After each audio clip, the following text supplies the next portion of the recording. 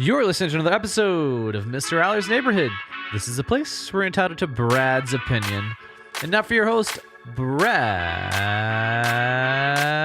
Allard. Ah, you caught me, Taylor. I was sitting here reading the voter card. Chris Boedecker here, Republican candidate for Johnson County Judge. I've got a lot of questions about that because, that's not an easy position. So we would like to talk to you about what possessed you to run. And also I'd be interested in the conversation. What your wife here and your children, you got two here. Yes, sir. I'd like to hear about that conversation. Was she on board with it right away, or did you have to talk her into it? Because I know it's a family event when somebody runs for office, and it's so everybody has to have their opinion, I suppose.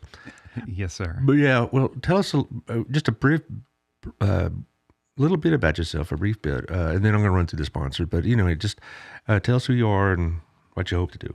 Okay, well, I appreciate you having me on the show today. No, I appreciate you being here. I always like to have candidates on because I'm interested. I'm a voter, so Absolutely. So I want to know what's going on.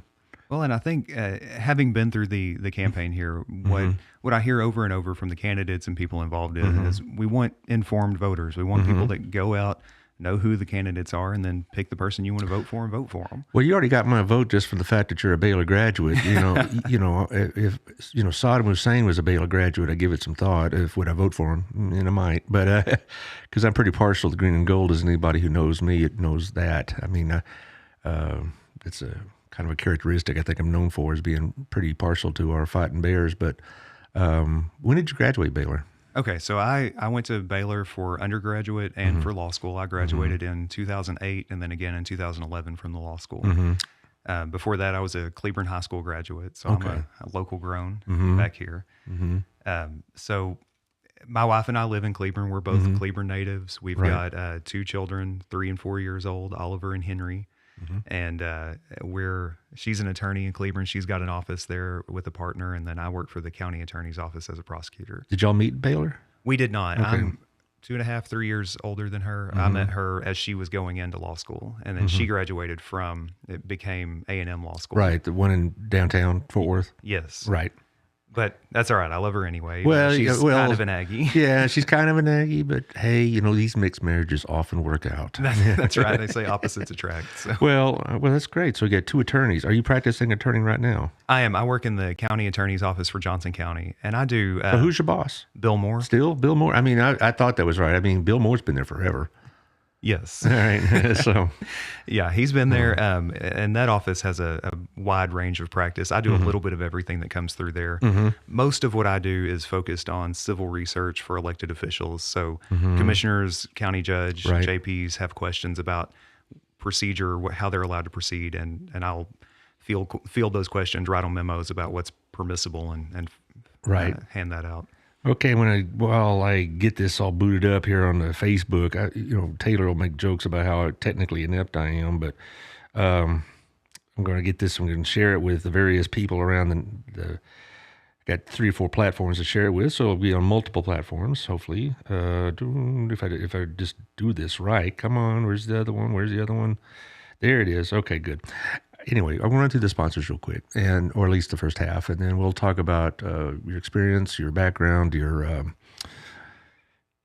what compelled you to run, things like that. There's 2 things I'm particularly interested in. One is, what are the people telling you, and how do national events or national policies affect not just your job, but this county? Because I think a lot of people aren't aware of that as much as you'd like for them to be, but there you are. That's why they listen to the neighborhood, I hope. Anyway, thank you, Daniel. CrossFit Burleson, 317 Southwest Wilshire. Check out the webpage at CrossFitBurleson.com, and you can see their plans, their programs, their training. They get the whole thing there, and the memberships. You can check it out, get a workout, and as we like to say, get fit, don't throw a fit. Anyway, I just made that up for him. Anyway, Shandy Stogsdill at the Stogsdill Realty Group.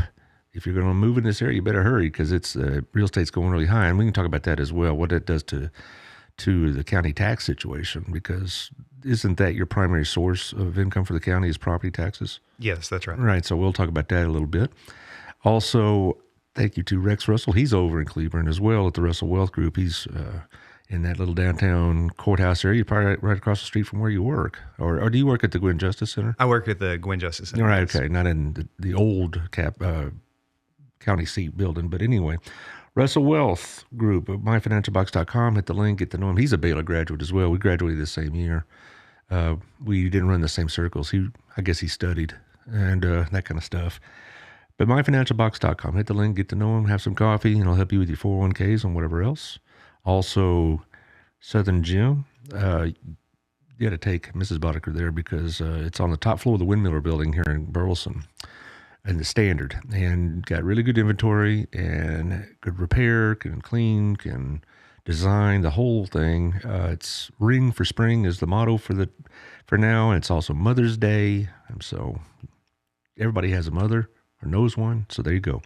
Also, thank you to HotWorks. This is an infrared workout system. It's over on John Jones, over by the theaters and Kroger, and you know where it's at. HotWorks has all these different programs, and they're done in an infrared system, so it really maximizes the workout.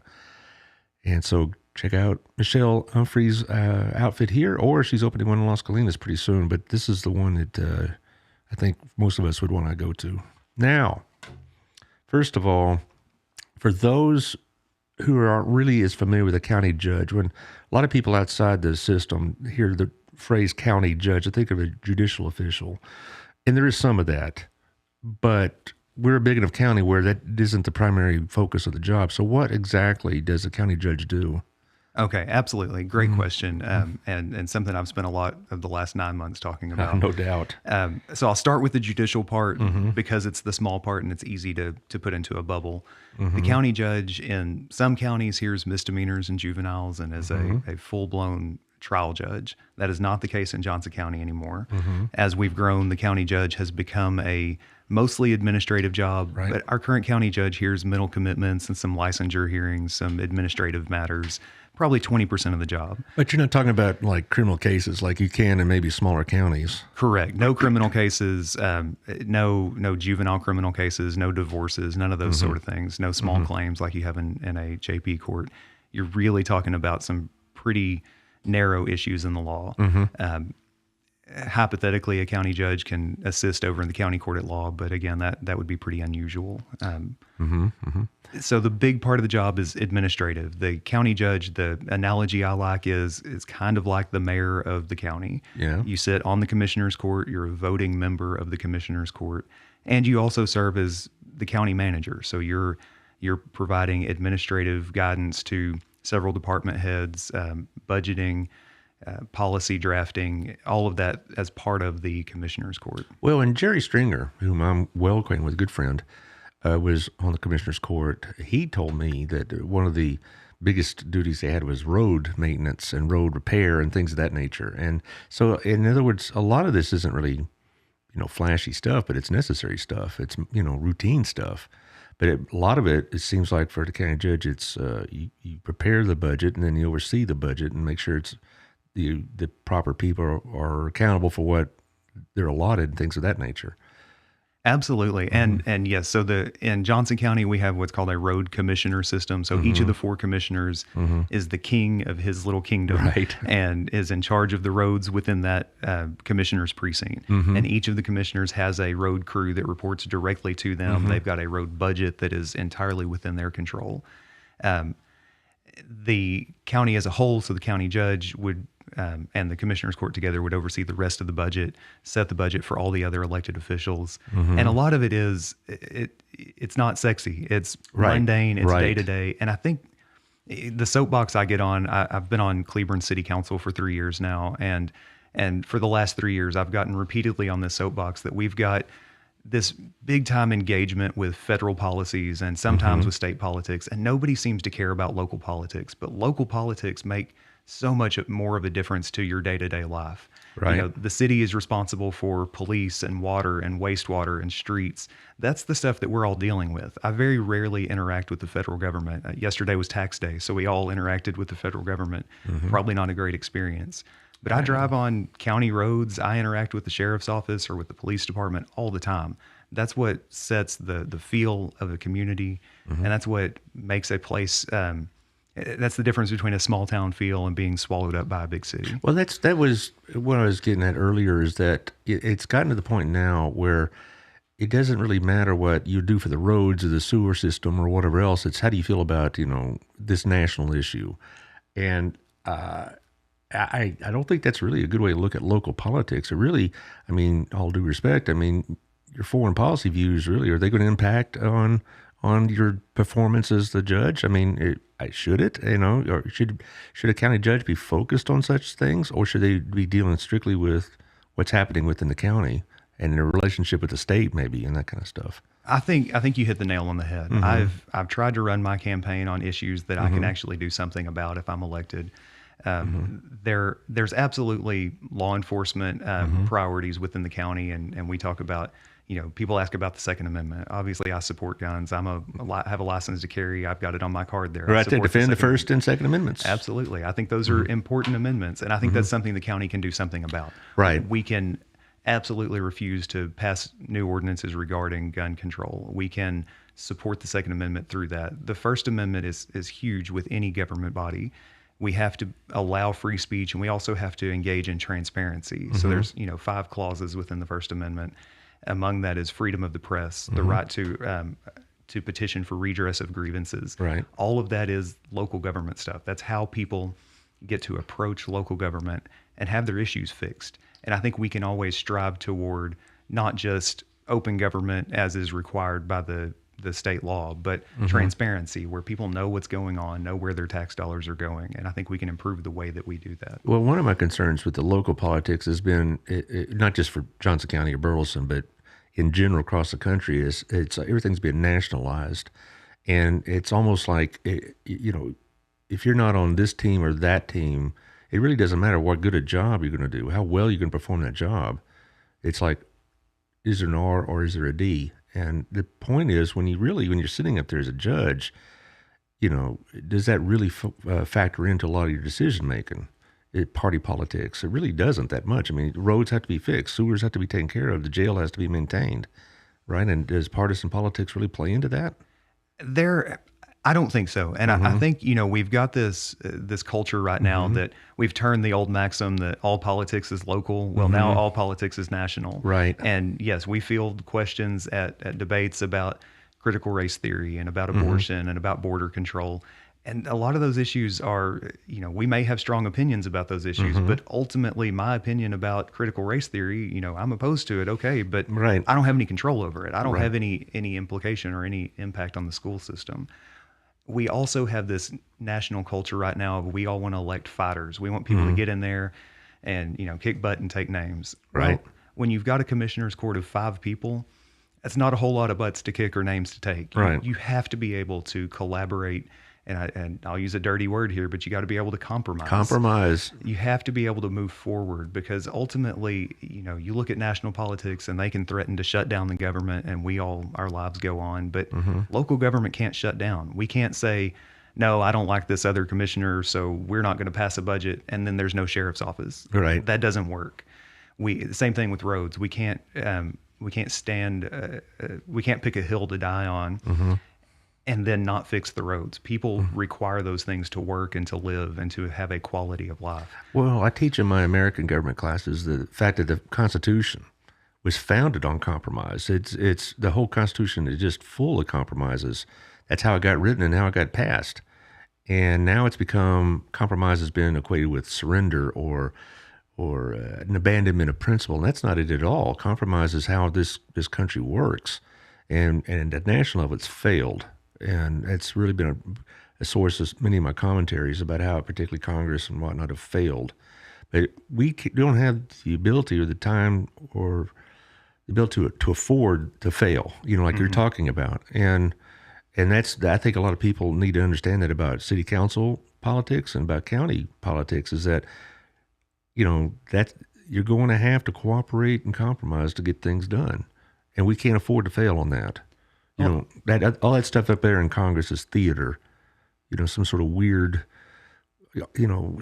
weird crap that goes on up there. But we here got to take care of business. Well, and I think it's telling that if you look at Washington, they spent 20 years talking about infrastructure. Everybody likes infrastructure. Everybody wants an infrastructure bill. It took them 20 years to get something done. Meanwhile, for the last 20 years, Johnson County has passed an infrastructure bill every year. That's their budget. They don't get away with kicking the can down the road and blaming the other side. Well, and also, I would be interested to know, though, we talk about your campaign now. People are asking you about these national issues, but you will have to deal with the impact of national issues. I mean, is illegal immigration, for example, an issue that Johnson County has to reckon with? Even if they don't have a policy as such, they still have to deal with the impact it's having on our state. Absolutely. Because we have it here, and it's not all at the border. And I've had several shows on immigration, and I have a fairly mixed view, because you want to be humane. You want to treat these people with decency, but we can't have just unlimited open borders because it really impacts at the county and city level more than anywhere else. Absolutely. I think that you're exactly right there, that that cities and counties are the ones that are providing services to people that are here. And of course, when you have people that are here illegally, or you have people here that are not paying taxes, that makes a difference. That makes it harder to provide those services to everybody, including to taxpayers. Ultimately, yes, it's something we have to deal with, but we can't send the Johnson County Sheriff's Office down to the border and close the border. It just isn't within the realm of power. And while we can support state matters, I think it's pretty common for county judges and commissioners to drive down to Austin and testify during the legislative session. And that requires a good relationship with the representatives and state senators that represent this district. And I think that is important. So we do need to focus on those state issues. When it gets to national issues, I don't intend to write Joe Biden letters as county judge of Johnson County. I don't approve of what you're doing at the border. I don't think he's going to read my letter, and I don't think it's a good use of taxpayer time. Do voters expect you, though, to do that? I don't know. I've been pleasantly surprised throughout the campaign that most of the questions I've gotten and most of the conversations I've had have been about local issues. Right. When we have the conversation, we start off with, here's what the county judge does, and here's the position that I'm running for. The conversations have really been focused on infrastructure and on growth. Right. And that's kind of the items I picked at the beginning of the campaign, because I saw those as big upcoming issues. And that's the same thing I'm getting back from the voters, is we care about how we respond to growth as it comes our direction and how we build our infrastructure to deal with an increasing population. Well, that's good to hear, because, it's not like you can, as a judge, issue a decree that would deport all illegals or whatnot. That it's not within your power. No more. It's within some of these counties across the country that think they can ban guns, whatnot. I've saw some of that junk going on, and I'm thinking, where does that power come from? It didn't come from the state constitution, that's for sure. Now, I don't see that happening in Texas very much, but I see it happening in the Northeast or whatever, or Virginia and places like that. But and also, do people expect you to have any kind of authority over the school systems in the county? There have been a few questions to that effect, but again, I've been impressed with people, mostly when we have a conversation about how the system is divided up. People are accepting of that. Okay, yes, I need to get involved with my school board. I need to vote for school board elections, which those are coming up May 7th, and all the school districts around here. We're not having it in Burleson. They're all unopposed. All unopposed. Okay, well, and that's not uncommon. I've been here. Sure. I've lived in Burleson for 31 years, and I would say the majority of the races have been either lightly opposed or unopposed for the incumbent. It's not. There's been some races that have been pretty high profile, but most people they get in the school board, it's more headache than it's worth, So a lot of people don't volunteer for that. So there you are. But I'm glad to hear that that's where the direction's going, because that's the important thing. For me personally, the growth issues and the tax rates and whatnot would be the first thing I'd be asking about. And the growth we're seeing here in Burleson, you well know, but it's happening all over the county, isn't it? Oh, absolutely. And it's happening. It's really interesting the way that it has played out. So 2 legislative sessions ago, the legislature limited the abilities of cities to annex property in unless it was voluntary. I remember that, yes. And so we're finally seeing stuff on the ground that we're seeing the impact of that. And it's an interesting change in... Okay, impact In what way? Exactly. Okay, so we're seeing a change in the way that we plat out property, that we Okay. approve property. It used to be that cities did almost all the platting within the county. If you wanted a development, you're next to the city and you start building, they're going to annex you in, and you're going to be dealing with city standards. Well, that's not an option anymore. So now the developer gets to pick. If he buys, 400 acres at the edge of Burleson city limits, he can either come in now or never. It's never an option for the city to come back and annex it in after it's been built out, because you'd have to have an election and every homeowner would have to vote for annexation. That ain't going to fly. That's exactly what's happening about less than a quarter mile from my home. I live 3 miles east of I-35, just outside the Burleson city limits, and there are two big developments going on. One is within the city limits, and one is right outside it. And both of them, well, particularly one that's right outside, has engendered quite a bit of discussion with the planning and zoning people and the city council and whatnot. So this is happening all over the county, I would imagine, because Burleson's not the only town that's growing. Joshua's growing. I know Cleburne. I teach a class in Cleburne at the Hill College, and so I'm in Cleburne at least once a week, and I've been doing that for a while, and I've seen growth in Cleburne as well. Grandview has grown. All these things have happened. Absolutely. And, I think you've got now, so there's development within cities, and that's the same as it's always been. And then there's development outside of cities within these new creatures that are called municipal management districts, or MUDs or PIDs. And there's different kinds of state created districts that have some extra hoops for people to jump through. And those are kind of new to our area. They're not new in the state. But now you're seeing a significant number of developments in Grandview and Godley that surround the city limits are not coming into the city limits. And that means the county is the one in charge of platting, inspections, setting the standards for the roads, setting the standards for infrastructure that's being built out and then incorporated into the county system. And it's not brand new, but it's on a volume we've never seen before. Well, let's just say, though, we have this development right outside city limits, and they opt into the city. Does that doesn't alleviate the county of any responsibilities, does it? I mean, the county does have some, even within the municipalities, have some sort of authority in certain ways, don't they not? Not really when it comes to platting and inspecting. If it's I'm in other areas too, but yeah, I would imagine that's true. The way that Johnson County has divided things, the county has a hands-off approach to the incorporated area. So if you're in the city limits, the sheriff's officers, the deputies, for example, have the authority to enforce the law within the cities. Right. But you will very rarely see a deputy doing anything more than driving through a city to get to an unincorporated area. Right. They don't have enough deputies to police within the cities unless it's an emergency. Well, they have the authority, but they don't have to use it because the cities take the responsibilities. Right.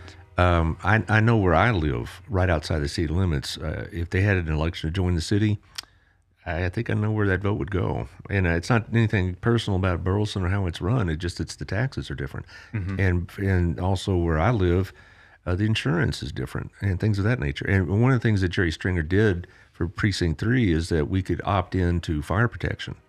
But I still need the deputy department if I need police. Right. And, so you make your choices, I suppose. Sure. There are certainly trade-offs being in a city or out of a city. And because I'm on a city council, I like to think that city taxes are a pretty good bargain, because you get police and fire and you get water, wastewater, street maintenance and all that stuff at a different level than the county. But that's a decision that each person gets to make now. And the city doesn't get to make that decision for you. Well, to be honest, like I've said, I've lived in Johnson County for 31 years, and I've never been really dissatisfied. I mean, I'm on Bethesda Water, and I'm on the co-op, electric co-op, and it's all worked for me. Absolutely. And as far as police protection, I think the nearest station is Alvarado, and I've only had to call them one time, and it wasn't for me. It was for something going on down the street many, many years ago, and I got a pretty decent response time. So, I don't worry about it that much. But there are a lot of parts of this county that are pretty isolated. Absolutely. And you have to manage all of that, and I'm sure that's sometimes could be quite a chore.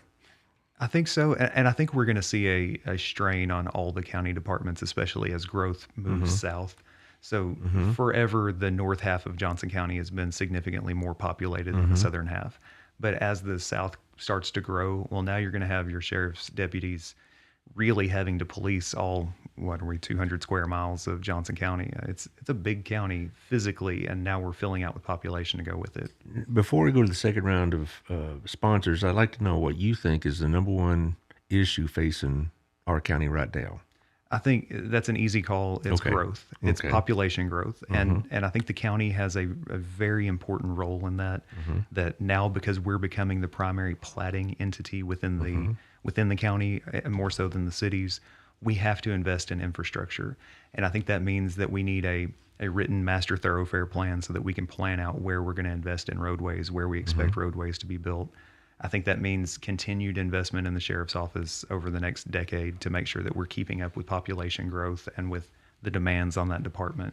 Because ultimately, in my opinion, when people talk about how a place feels, I think the two things that government can do to influence that are infrastructure and police response, police force, because that more than anything creates a feeling within a neighborhood. If you're swallowed up by traffic, or if you're afraid to go outside because of crime, it no longer feels like a small town. Well, I had the mayor on a couple of weeks ago, and he was talking about traffic issues as being really a pretty tough knot to unravel in Burleson, because it isn't like you could just spend some money and boom, there's the roads. It's going to take years to really, to set up an infrastructure system to sustain this growth. But we'll talk about that at the other side of the ad. So let's talk about this one. I bet you've been to this place before, Our Place on the highway in Osbury. Absolutely. Who hasn't been to Our Place? I was there last week. I'm going to be there tomorrow. I'm in a networking group, and that's where I take my friends there when we're having our meetings and whatnot. But it's a great place, and he's a very generous man. And Otto is a good guy, and so I really enjoy going there. Also, I don't know if you've been to this place, but it's the Wild Cigar Bar. Do you smoke cigars? I don't smoke. Okay, but it's a good place to go if you know somebody that does. You can get them a gift card. They have a great humidor. It's a good place to have a quiet smoke and a quiet drink, and you can talk to your friends and whatnot. It's on the Standard over by the baseball fields and Doughboy Donuts and all that. The Burleson people know that one. Yeah. But the Wild Cigar it's a good place to go for a good atmosphere. Also, here we have Proactive Payment Solutions. Antonio Basalo, who was on the show a couple weeks ago, does point of sales operations. He does a lot of streamlining of your business operations. He can get you the best rates for your POS systems. You can also get the right programs. He can help you, streamline your operations, like I said, because it's, a lot of new people starting business. It's, there's a lot of things to consider that you may not have thought about, and he'll help you with that. Also, we have Tiffany at locallifetx.com. Also, the magazine will be coming out in about a week. I'll have her on May 3rd. I have her on about once every 6 weeks or so. I don't know if are you familiar with Local Life? She didn't get to Cleburne just yet. We're pushing towards Cleburne. Yes. It's mostly Joshua and Burleson and some in Crowley, and it's about 30,000 homes though. It's well worth the advertising because a lot of people get it. 30,000 homes, 10,000 people. A lot of people hit that link, so you may want to consider that for your campaign. And it's affordable, so there you are. Also, just a couple other odds and ends. We have the farmers market coming up, as always. I always like to promote that because that's one of the really great things. I know Chas Forster also does one in Cleburne as well, but the Burleson farmers market has really taken off in the last 2 or 3 years, and it's like a small county fair almost every week, and they have really good products out there. Not just theirs at Walnut Creek Farms, but also the best tamales you'll ever get. Really are there. That's anyway. Also, I have a friend that's selling a book on Amazon. I told her I'd promote it. It's a sorry, I'm getting a little choked up talking about it. No, it's all this dust in the air. This is a teacher friend of mine, a math teacher. She's writing a series of fiction books, and it's on Amazon. It's my friend Paula Peckham, and she's, I'm really pleased to see she's trying her hand at this. So it's on Amazon. So a lot of the old Burleson people know Paula, so give it a holler. Anybody else need to talk about there, Taylor? I've got a few. We got a few things coming up. We do a lot of nonprofits. Well, we have the ASD prom, if you will, the Center for Autism, Center for ASD. They're having a fundraiser on the 29th, and the Meatmeisters are going to make the meat. And I got some of that for Easter, and it's really good. I don't know if you know Meatmeisters, but they do cook it. They'll bring the meat. You know this group? Oh yeah. Oh, good. Yeah, and they're going to be doing something for the Children Advocacy Center, which I know is in Cleburne. I think, isn't Mr. or Bob Alford's wife, isn't that she to run that outfit? The other sheriff, Adam King's wife. Adam King. Yeah, Tammy King runs that. Oh, that's right. I just so used to offer to be the sheriff. Don't be starting any rumors. Yeah, no, that'd be bad. No, but that's the thing about politics. I mean, Roger Harmon's been there as long as I've been here. And also, Bob Alford was there for a long, long time, and Bill Moore's been there for a long, long time. We have a lot of stability, I guess, in our county governance, which is a good thing. We don't. So when it comes to I don't know if you can replace Roger Harmon, but taking a seat, what qualifications do you think you could tell the voters that would make them want to vote for you? Okay, I think that's a fair question. So I have been practicing law for the last decade, 11 years or so. During that time, I did private practice for 3 years, and I did contract negotiations, everything from small real estate deals, passing an acre down to your kids, to wills and probates, and all the way up to oil and gas litigation. It's just kind of a varied practice, and I think that's important because ultimately the county judge spends a lot of time reading and reviewing contracts, working with the county attorney, and representing the county in that capacity. I've also been with the county attorney's office for the last 8 years. And like I said, about half of my duties there are writing legal memos, writing policies. I've written county ordinances. Most recently, we've got an ordinance regarding tow trucks. If you want to operate a tow truck on the Johnson County rotation list, so if the officers call you out to tow a vehicle, you've got, 40 pages of regulations to rely on. And I work pretty closely with the sheriff's office in getting that drafted and updated. And see, that's what a lot of people don't understand about your job, that I'm assuming you'll take over soon. I mean, that sounds like pretty boring stuff. It really does. It's not the high profile ranting and raving you see in the news. This is the grind of governing. And I tell my students, you can watch the news, you can watch Congress and the governor or whatever and all that high profile stuff, but the real nuts and bolts of governing is pretty routine and pretty boring sometimes. And it's the bureaucracies that you're going to deal with 99% of the time. You're not going to be dealing with, Governor Abbott. You're going to be dealing with and your office and what you control. Yeah, and I think that's a fair point that, I think I used the phrase earlier, it's not sexy stuff. It's not. It doesn't make the headlines. It may not make the newspaper at all, but God bless the Cleveland Times-Review. They report on local government stuff and about nobody else does. But I would say I've got a passion for problem solving. That's why I got into the law is people bring you a big messy pile of problems and you're supposed to figure out a path for them out of it. And a lot of that translates into government work. I've been on the Cleveland City Council now. I'm in my second term. I serve as the mayor pro tem there, and the opportunities I've had to be involved with department heads and set policy or to work through, the $100 million budget line by line. That is a significant asset, I think, in terms of my experience. And it's also something that I'm passionate about. It's all problem solving. It's all, I'd say I have a passion for incremental improvement. I think we need to do a better job of everything we do. The first time, if you make mistakes, that's understandable. But the second time, learn from those and do a better job. And I think that's what government's all about, is doing a better job. We're never going to get it perfect. I don't think government can replace business. I think we mostly need to get out of the way of business and let people earn their livelihoods and practice their trade. But we need to make sure that as the government, the things that we have to do, that we do an excellent job of those things. So road repair, we need to be the best in the business at maintaining the county roads, and we need to do a little bit better job every year than we did the year before. And transparency, we need to be the best in being open. Our books need to be open, our documents need to be open, and we need to reach out to people where they are. And we need to do a little bit better job every year that we do that. And I think that's what has driven me in the city of Cleveland. That's what drives me to run for county judge, is I see an opportunity not to replace Roger Harmon, but to build upon the foundation that he started. We have a commissioner's court and a county judge that have built a very strong, fiscally conservative foundation. And I think we can build on that to embrace this growth that's coming toward us and embrace the next phase of Johnson County. I think we can be the best version of ourselves without losing who we are. Well, and also tell my students that really, if you go through the day without having to think about the government, that's a good day. And I'm sure it's a good day for you too. But people probably aren't driving along county roads saying, my gosh, Roger Harmon is doing such a wonderful job. They're just going about their business. They don't think about these things. And that's the way it should be, of course. But I do know that one issue that keeps popping up is the taxes. Yes. Okay. What exactly is the tax rate here in this county? So the tax rate is about 44 cents per $100 of valuation. Okay.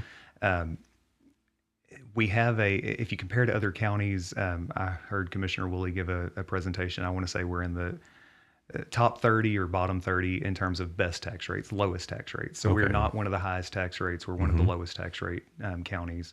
And especially if you look at our debt service, we have very little debt and very little debt service tax rate. And that enables us to have like I said, a fiscally conservative foundation. You have businesses and whatnot coming in from like Tarrant County or maybe Dallas County because of that? I would like to say yes, but frankly, anywhere you go, the county tax rate is going to be about 25% of your tax bill. The school district is going to be half.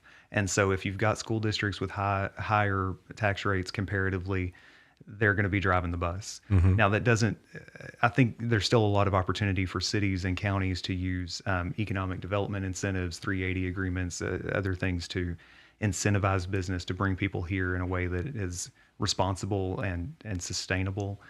But ultimately, the big part of the tax bill is going to be the school district. And frankly, as much as we all like to complain about the school district, a lot of that comes down to what the state's going to do with school funding. Oh, yes. It's expensive to teach kids. Right. And I also, I know people on the board, and of course, being a next school teacher and all this other stuff, if you ever wanted to get them excited to say, tell us about those unfunded mandates in the state of Texas. And then, do you all have those kind of problems with the state? Absolutely. One of the big ones, about $1 million a year in Johnson County, goes toward court-appointed defense attorneys. And it's a constitutional right. Everybody gets their day in court and they get an attorney if they can't afford one. The state provides no funding for that. Right. So that's local tax dollars paying for it. Right. We have some indigent health care. So if you can't afford any other options, the county picks up the bill for some of the indigent health care, for indigent burial. If you pass away and you have absolutely no money to your name, the county will ensure that you have a respectful cremation or burial, depending on your preferences or your family's preferences. There are a lot of things that are specific to counties that counties are required to provide and they receive no funding for. Well, one of the things I teach about the county also is they administer a lot of these state and federal programs. Do you get money to assist you with that, or is it also out of Johnson County taxpayers? There are some reimbursements. I don't want to say that it's all 100% unfunded. I've always told them it was kind of like a blend of reimbursements and pony up. Yes. And that's about it. But I know that almost every state or federal program is administered in this state at the county level. That's why you go to Cleveland for almost everything, right? Instead of Austin or DC or something like that. It's also you maintain the county hospital off of 67. You maintain the jails. We have an airport in Cleveland, but I don't know how much. The city is in charge of the airport. Okay, the city owns the airport. Okay, yeah. so but I didn't know if that was the case because I know that Spinks over here is owned by Fort Worth. Okay, a lot of people assume it's Burleson, but it's not. But you have all those responsibilities, and you have to maintain certain standards that may be standards that are given to you by higher levels of government. Yes, and I think standards is a good way when you talk about unfunded mandates. There's really two sides of it. So the first part is what I talked about, where you have these requirements that you must do this thing and pay for it. The other part of it is every time they raise the standards for how something must be done, that makes it more expensive. So jails are a great example. You pretty well have to have a jail in a county the size of Johnson County, and it's got to be administered by the sheriff's office. Is it still privately contracted out? It is not. Okay. Sheriff's office took over that this budget year, so about 6 months ago. Okay. There's also the Department of Jail Standards over at the state, and they set all the standards for what's required for inmates. And any change they make means more money spent here on the local level, again, right, without funding or reimbursement. Well, we experience that all the time in the schools. You're going to remediate kids who didn't pass the standardized tests, and it's out of your wallet. You're providing the personnel and the materials and all that routine. So, or they would say, you're going to have certain standards in the cafeteria, for example. So cough it up, BISD. And that's I had a good friend who's retired now. He was the budget manager for the district. And he said close to 45% of the budget was out of his hands. It was like, this is money you will be spending. for certain types of students, certain types of programs and whatnot. And I guess the same thing applies to y'all. Yes, absolutely. And fortunately or unfortunately, so counties are creatures of statutory construction. And what that means is county can only do what the statutes specifically give them the power to do. And so we don't have the same issue as you have in cities where cities take on, museums and parks and all these other projects that can over time bloat the budget if you're not careful. Alternatively, that means counties have their hands tied with what they offer. Most of the services offered by Johnson County are required. It's not like we can, if we get to economic hard times and we've been spending everything we make, there's no opportunity to make big cuts to the budget. We can't cut services because they're mandatory. Do you have a rainy day fund? Absolutely. Okay. Yeah, the county maintains a very healthy general fund balance that can be used to cushion that blow, and that's part of that fiscally conservative foundation that we've got that I think we have to maintain. You've got to have a rainy day fund because, again, if tax revenues dry up, we can't all of a sudden turn off the courts. Right. Well, I know that about 11, 12 years ago, or maybe a little bit longer, when the Barnett Shale started coming through, do we still get revenue from that? I don't know what the number is on that. I assume we do. I know in the city of Cleburne, our revenues peaked at about $2 million a year, and now we're in the neighborhood of $150,000 a year. So I would assume they've seen a similar 90% drop. Well, I remember around 2008 or 9, or when it really hit, I mean, Johnson County was getting a lot of money, and Jerry Stringer was able to use that for a lot of road repairs. I just wondered if that was still, a source of income for the county or not. I know that, I have a small royalty, and for, my first year I got a decent check. Now I'm lucky if I get enough money for a pizza. And that's about it. And just wonder if the county's revenues have dropped as well. Besides taxes, though, you get a lot of money from the state. And you do get some from the feds. Yes. All right. And you also have user fees and all this other business. But from what I could tell, I have not heard or seen any bloat or wasted money in the county budget. I mean, if I had gone through it line for line, no. But over the course of years, I don't think I've ever heard people say, "Man, that court spends too much money on X, Y, or Z, or they're wasting money on this." I've never heard any complaints about the county governance. I would agree with that. I think we have a commissioner's court that has built a conservative foundation, and yeah, there's not a lot of waste. I don't think anybody can promise, I'm going to come in and cut 20% of it because it's fat, because I don't think there is 20% fat. No.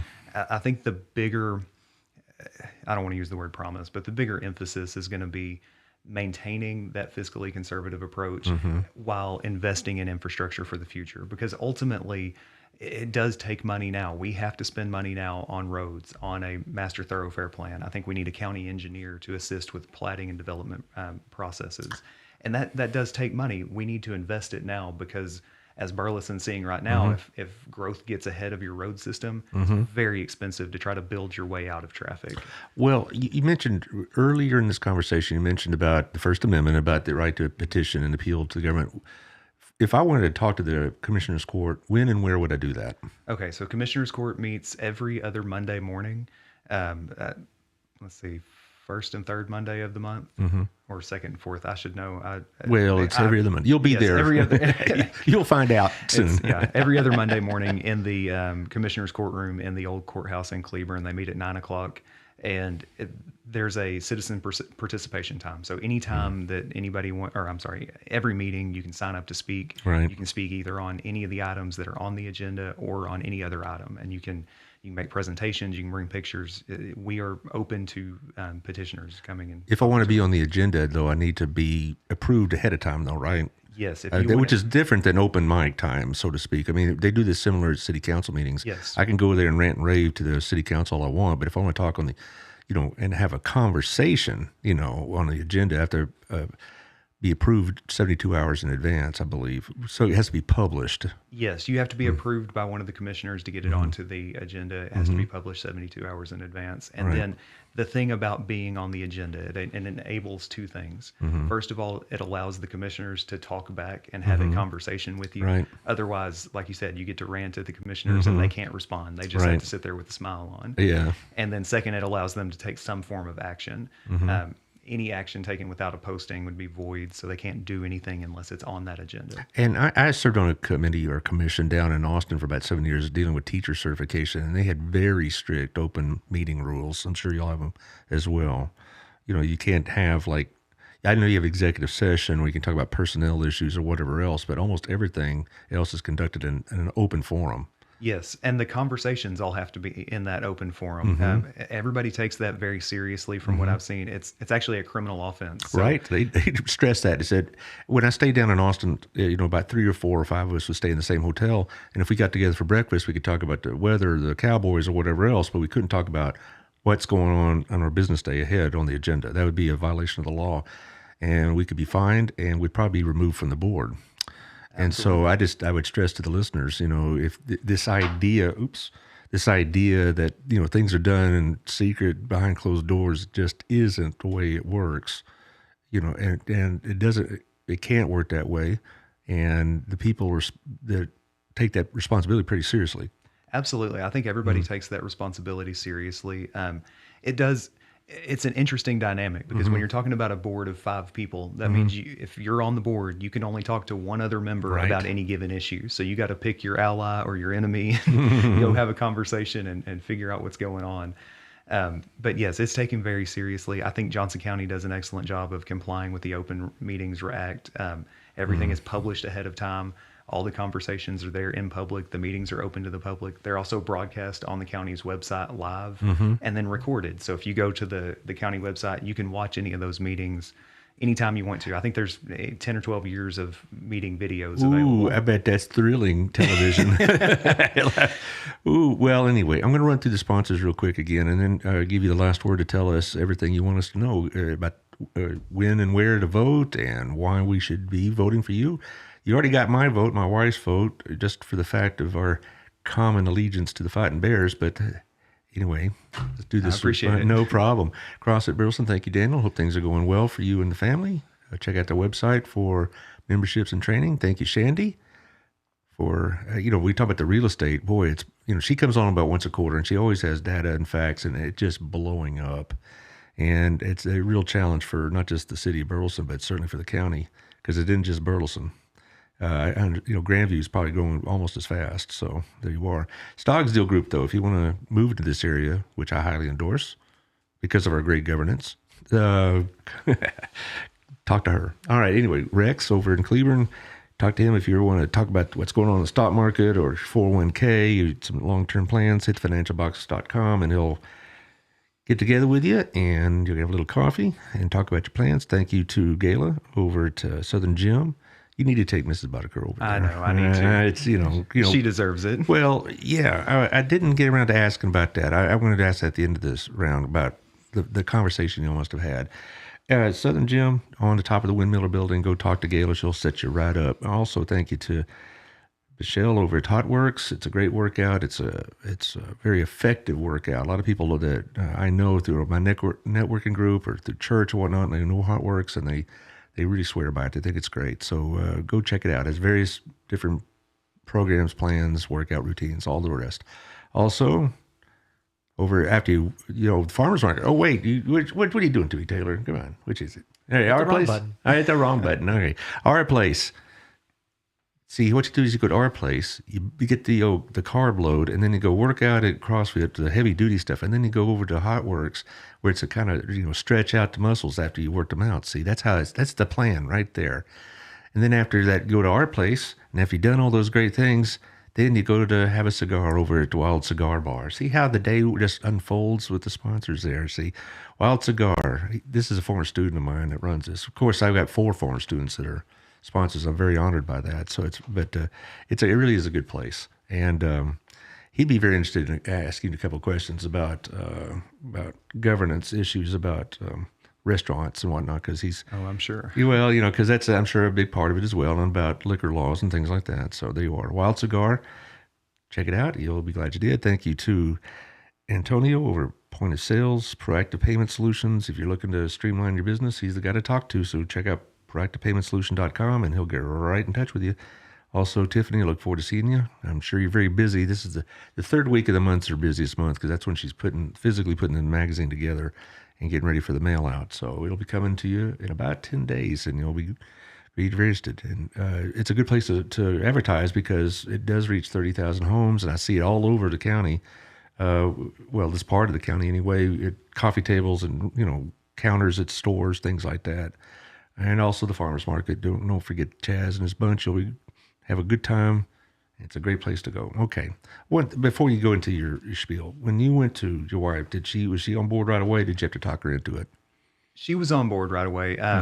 She and I have been partners in this thing, and I would not have run without her 100% on board. Of course. If she were reluctant, we would have. We've got a 3-year-old and a 4-year-old at home. We've got plenty of things to do. We're both full-time employees, and if she weren't in it as much as I was, this wouldn't have happened.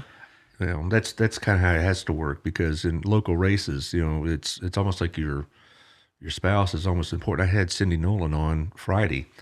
And I want to say almost, it is as important. That's Absolutely. I wouldn't say almost, it is as important to have a spouse. In a lot of ways, Andrea has been my campaign manager. Right. Anything that we send out, she's either the first set of eyes or second set of eyes on it. I joke that when I ran for city council the first time, we had a newborn and a 1-year-old at home, and Andrea was the field marshal. I'd walk through the door some days, and she'd hand me a list of 10 addresses and say, "Okay, go knock on these doors, and then you're allowed to come home." And she kept me motivated. She is a fighter, and she does not lose. So it's good to have her in my corner. Speaking of Cindy Nolan, she's watching, and she says, "Great information, Chris." Andy lives up the street from me, and I have had him on the show. I had her on. And she's a very effective spokesman, a woman for absolutely for Andy, and that was it was a good show. So I'd invite people to listen to that one. It's on the Apple and Spotify if you want to check that out. Tell us what you would want us to know as a voter. So I think the big thing is be aware of your local elections. The election day for the runoff is May 24th. There's 1 week of early voting before that. It starts May 16th and runs through the 20th. And it's all over the county. I mean, there's multiple places for early voting, but and then on the day itself, there's even more so. There are 4 early voting locations, 1 in each of the commissioner's precinct, and then 8 election day voting locations. So go to the county website or my website or my Facebook, but find out where you vote. You can vote at any of the 4 early voting locations anywhere in the county. So stop by wherever you are. There's probably no line on on early voting. On election days, you have to go to your set precinct. So it's 1 of 8, and you've got to figure out where you're going. Yeah, Cindy was mentioning that on the show that where the locations are, and it's important to know where they're at. So it is check out your website and your Facebook page, and this is how people can get a hold of you. Is most easily is through the websites. Yes. I respond. If you send me a message on Facebook, those come directly to me, and I'm happy to respond to those. If anybody wants my phone number or email address, I'm happy to share that as well. Well, your phone number, out there in the public, that's I don't know. But we could give it if you want, but it's up to you if you want to put your email or your phone number out here on the show. But I wouldn't. I'm not going to do that. So. Well, I'll leave my Facebook for now. But I share my cell phone number pretty freely. It's actually on the business card I gave you, and I hand those out. Yes, it is. I want to be approachable. I want to be reachable. I think that's an important part of. That's the flip side of that coin of transparency is. Government needs to do a good job of reaching people where they are and sharing information about what we're doing. We also need to be easy to get a hold of, and I think that's important. Yes, it is. It really is. And I appreciate that about Jerry. I could always text him or email him or whatnot. I'm not as familiar with Mr. White, but I'm sure he's doing a great job. I have no issues there. But it's a good thing to know that in our area we can get a hold of the people that are in governance, both at the city and at the county level, because a lot of people get really frustrated about the fact that it didn't seem to, we don't seem to make much impression on the folks in Washington. But this is really, I tell my students, this is really where the nuts and bolts of governing is. It's at the local level. Absolutely. And we can be entertained, if you will, by what's going on in D.C., but this is important. This is where it happens. And so I appreciate your willingness to serve, and I wish you the best of luck. You'll have my vote. You'll have Robin's vote. I appreciate that. And I feel fairly confident you're going to prevail in this. I have not met Mr. Harmon. I have nothing to say negative about him at all. I just, but he's not a Baylor graduate, so there you go. There you go. I would point out for your listeners that Mr. John Harmon, the candidate, he's no relation to Roger Harmon, the retiring judge. I know that's a little confusing. They share a last name, but I'm not aware that they share anything other than a last name. Okay. But yeah, get out and vote. There are 2 runoff elections for local elections. Both of them are very important. Obviously, my race, I'm Chris Boedecker. His name's John Harmon. The other race, Wes Powell and Andy Nolan are running for JP3. So the Justice of the Peace in Precinct 3. That's a very important position as well. And I have had Andy on, and he has, whatever this is worth, our support and endorsement of Mr. Allard's neighborhood. I mean, I don't know if it's going to be a game changer, but for whatever that's worth, the Nolans, I have 110% confidence that they'll represent this area pretty well, very well.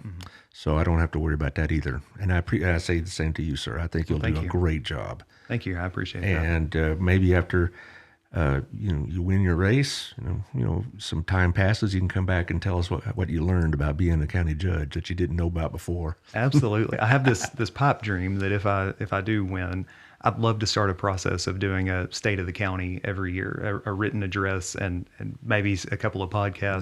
This right here is the place to do it here at the Local Legends Lab. You betcha. Sign me up for that. If I can get my ducks in a row, you'll be at the first of the list to share that information. I appreciate it. We have my contact information. Yes, sir. All right. This will be on Apple and Spotify by tomorrow. Also, it's on YouTube right now. We simulcast by Facebook and YouTube at the same time. So people will be able to access that. It'll be on Instagram. It's going to be on Twitter, which I don't have much of a following on that, but it's going. Well, I just started a new process, and we're going to be on multiple platforms. We are on multiple platforms, so this is going to get out about 8 or 9 different places. All right, great. So let's hope that helps. Looking forward to it. All righty, thank you, sir. I appreciate you showing up. Thank you.